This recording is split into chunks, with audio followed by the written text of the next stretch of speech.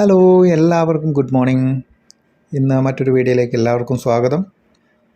ഇന്ന് നമ്മൾ വീട്ടിൽ നിന്നും തന്നെ ആരംഭിക്കാവുന്ന 2-3 ഫുഡ് പ്രോഡക്ട്സിനെ കുറിച്ചാണ് ഇന്നത്തെ നമ്മുടെ പുതിയ സംരംഭം എന്നുള്ളതിൽ പ്രതിപാദിക്കുന്നത്. അപ്പം നമ്മുടെ വിഷയത്തിലേക്ക് കടക്കുന്നതിന് മുന്നേ നിങ്ങളെല്ലാവരും വീഡിയോ സ്കിപ്പ് ചെയ്യാതെ തന്നെ കാണണം.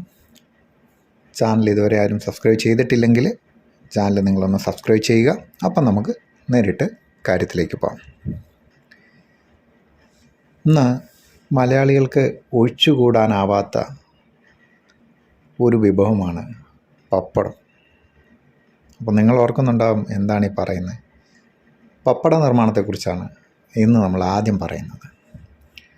കേരളം, തമിഴ്നാട്, കർണാടക, ആന്ധ്ര മുതലായ സംസ്ഥാനങ്ങളിലെല്ലാം പപ്പടം ധാരാളമായി ഉപയോഗിക്കുന്നുണ്ട്.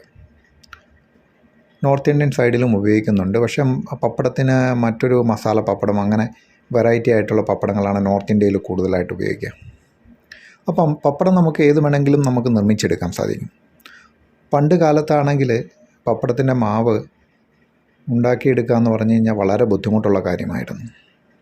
കുറേ അധ്വാനം ആവശ്യമായിരുന്നു. എന്നാൽ ഇന്ന് കാലം മാറി, ടെക്നോളജിയുടെ കാലമാണ്. അതിനനുസരിച്ച് നമ്മുടെ പപ്പട നിർമ്മാണ മേഖലയിലും മാറ്റങ്ങൾ ഒരുപാട് വന്നിട്ടുണ്ട്. ഒരു ചെറിയൊരു ഇൻവെസ്റ്റ്മെൻറ്റിൽ, ഫസ്റ്റ് ഇൻവെസ്റ്റ്മെൻറ്റിൽ മാത്രമാണ് നമുക്ക് ആവശ്യമായിട്ടുള്ളത് പപ്പട നിർമ്മാണത്തിന് ആവശ്യമായി വരുന്നത്. ചെറിയ തുകയ്ക്ക് നമുക്ക് മിഷനറീസ് ലഭ്യമാണ്. അങ്ങനെ നമ്മൾ വീട്ടിൽ നിന്ന് തന്നെ ആരംഭിക്കാൻ സാധിക്കുന്ന ഒരു ബിസിനസ്സാണ് പപ്പട നിർമ്മാണം. പപ്പട നിർമ്മാണത്തിൽ നമ്മൾ ശ്രദ്ധിക്കേണ്ട കാര്യങ്ങൾ, മാർക്കറ്റിനെ കുറിച്ചൊന്ന് പഠിക്കുക. എല്ലാ മേഖലയിലും മാർക്കറ്റ് നമ്മൾ പഠിക്കണം. മാർക്കറ്റിനെ കുറിച്ചൊന്ന് പഠിക്കുക. നല്ല ക്വാളിറ്റി, ഗുണനിലവാരമുള്ള പപ്പടമാണ് നമ്മൾ ഉണ്ടാക്കുന്നതെന്ന് ഉറപ്പുവരുത്തുക. ഈ 2 കാര്യങ്ങൾ നമ്മൾ മാർക്കറ്റ് പഠിക്കുക, ഗുണനിലവാരം ഉറപ്പ് വരുത്തുക.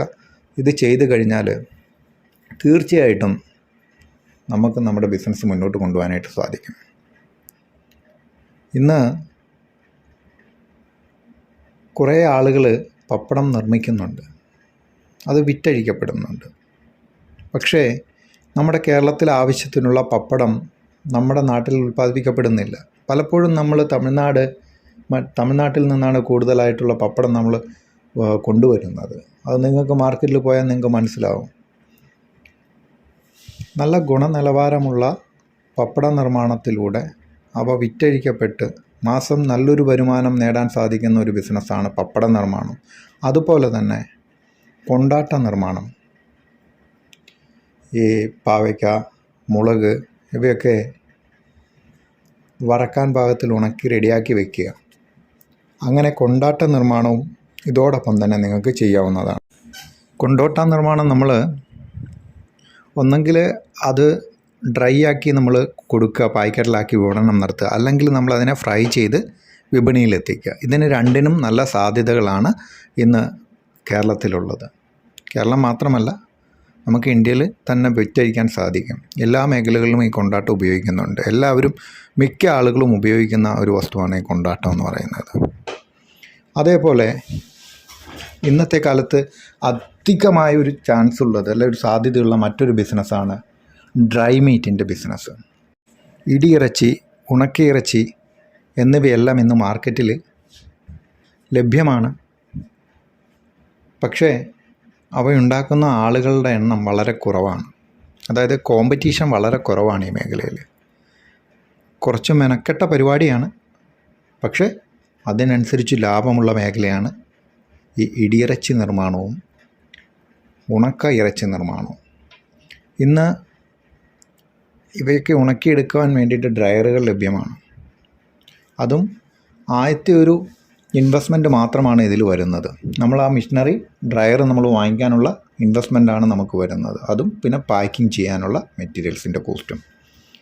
ഇവ രണ്ടും നമ്മൾ ഇനിഷ്യലായിട്ട് മുടക്കി കഴിഞ്ഞ് കഴിഞ്ഞാൽ കൃത്യമായിട്ടുള്ള തയ്യാറെടുപ്പുകളോടെ നമ്മൾ ഇവ സംസ്കരിച്ചെടുക്കുകയാണെങ്കിൽ തീർച്ചയായിട്ടും നിങ്ങൾക്ക് ലഭിക്കാൻ പോകുന്ന ലാഭം 50%, നിങ്ങളുടെ കോസ്റ്റിൻ്റെ 50% ലാഭം നിങ്ങൾക്ക് ഇതിൽ നിന്നും കിട്ടുന്നതാണ്. നിങ്ങളൊരു 1000 രൂപയുടെ പ്രോഡക്റ്റ് നിങ്ങൾ വിറ്റ് കഴിഞ്ഞാൽ അതിൽ 500 രൂപ നിങ്ങളുടെ ലാഭമാണ്. പക്ഷേ നമ്മളതിന് മെനക്കെടണം, അതിനായിട്ട് നമുക്കൊരു മനസ്സുണ്ടാകണം. നമ്മളതിനെ മാർക്കറ്റിൽ എത്തിക്കാൻ വേണ്ടിയിട്ട് ശ്രമിക്കണം. അങ്ങനെ ശ്രമിക്കുകയാണെങ്കിൽ നിങ്ങൾക്ക് ലാഭമുണ്ടാക്കാവുന്ന ബിസിനസ് മേഖലയാണ് ഈ ഇടിയിറച്ചി നിർമ്മാണവും ഉണക്കിയിറച്ചിയുടെ നിർമ്മാണവുമെല്ലാം. ഇന്നപ്പം നമ്മൾ 3 ആശയങ്ങളാണ് ഇന്ന് ഈ സംരംഭ പന്തിയിൽ അവതരിപ്പിച്ചത്. 1 പപ്പട നിർമ്മാണം, 2 കൊണ്ടാട്ട നിർമ്മാണം, 3 ഡ്രൈ മീറ്റിൻ്റെ പ്രോസസ്സിങ്. ഇവ 3 നിങ്ങൾക്ക് വീടുകളിൽ നിന്ന് തന്നെ ആരംഭിക്കാവുന്നതും നല്ലൊരു വരുമാനം നിങ്ങളിലേക്ക് എത്തിക്കാവുന്നതുമാണ്. ഇവ നിങ്ങൾ ചെയ്യുന്ന ജോലിയോടൊപ്പം തന്നെ ഒരു സൈഡായി തന്നെ നിങ്ങൾക്ക് ചെയ്യാൻ സാധിക്കുന്നതുമാണ്. അപ്പം അടുത്തൊരു വീഡിയോയിൽ വീണ്ടും കാണാം. അതുവരേക്കും എല്ലാവർക്കും നമസ്കാരം.